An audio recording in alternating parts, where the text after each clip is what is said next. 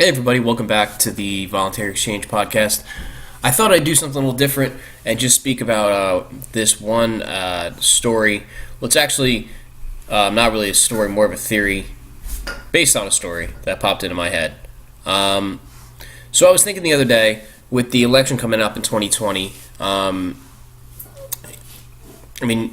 you have the Democrats against Trump, and your picks, if you're an anti-war guy like me, are slim to none. I mean, you could just vote for Trump, which I probably won't do because he has been better on some wars, the Middle East, other than Yemen. But I was thinking to maybe push the conversation more to the anti-war side in general. Especially in my state, New Jersey, I can register. I'm an independent right now. I can go and register as a Democrat, and we have primaries, and I could vote for, Tulsi Gabbard in the primaries. Sorry. Get her as the nominee on the Democratic side, and then she goes up against Trump. Then at least the conversation on the stage is not about who's bombing who, but more about who's bringing more troops home. So that was my theory. So I thought I'd look up Gabbard and see what she actually thinks. So I went to her webpage and I went through her stances, knowing that she's a progressive. But what I discovered is not disheartening, but it kind of throws not a wrench in the idea. But what if she gets elected? I don't think these things would get through. But just some background on, because the reason I bring her up is because she's getting smeared in the media by Republicans and Democrats alike, as Ron Paul did. This time she's a Russian agent. He was in bed with Islamic terrorists and white supremacists, and he wanted to isolate us from the world. She is just a Russian agent and a friend of Assad. Here's her background, and you can compare this to the other low-lifes running for the Democratic nomination. So was in the National Guard, joined the National Guard after 9/11, so volunteered there. She was in the Hawaii State House in 2004. She then volunteered to God damn. Sorry. It's like the NSA. I start recording, my phone starts ringing. And she was deployed to Iraq. The National Guard of Hawaii deployed to Iraq. Just another little tidbit about showing the ridiculous size of our footprint abroad. While she was there, she was, I guess, stationed, not really, she wasn't a infantry member, but she was dealing with the wounded and the dead on both sides, and of course she came back anti-war. She was working in the Sunni Triangle when she was in Iraq, so she was right in the heart of the darkness. So she on her way back, she's a true anti-war candidate. Better than Bernie Sanders, more of a Dennis Kucinich type. She actually went to Syria with Dennis Kucinich to speak to Assad and see if he can come to an understanding. She understands the concept of we can't overthrow Syria and give up the region in the country to Islamists. That's where she comes at it from.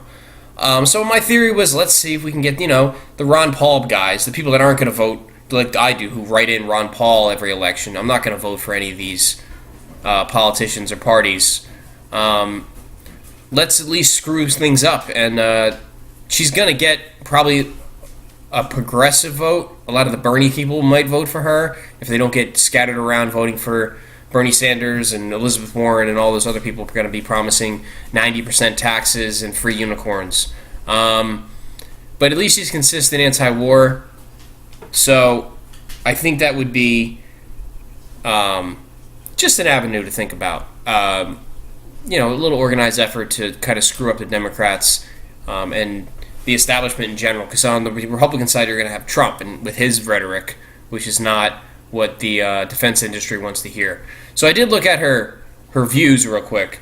And of course, she has all the ridiculous ones in here where we need to have completely clean air and green energy, and don't worry about the batteries and who's going to pay for it. All that stuff's great. Healthcare for all, which, it's just doesn't need that just government handouts. A system that it doesn't work. Spend too much money. Decrease in quality of care. But, her heart's in the right place. But when it comes to economics and government power, they still think they can do good. Privacy, she's good on, which is good. Criminal justice reform, she's good on. She hates the big banks, so she has the right idea in terms of where her heart is. But, of course, her solution would probably be more regulation. So I broke it down by pros and cons. So let's start with the pros. There's less. She's against, just Wall Street cronyism. So naked default swaps and bailing people out. She's against all that. That's good. She's pro, and this is a government spending thing. So this is good for in terms of just getting the message. She's very pro VA, giving money to the vets and the Veterans Association, which there's scams there, of course, but at least you're changing the discussion. Let's focus on the troops and bringing the troops home and spending the money on the troops instead of finding the next war to fight. And her war stance, of course. So she's like a prettier Dennis Kucinich. And the cons just keep going. 100% voting record with Planned Parenthood. She believes in the fake equal pay. The pay gap that doesn't correlate when you actually put in all the factors. Yeah, that one. Universal health care we talked about.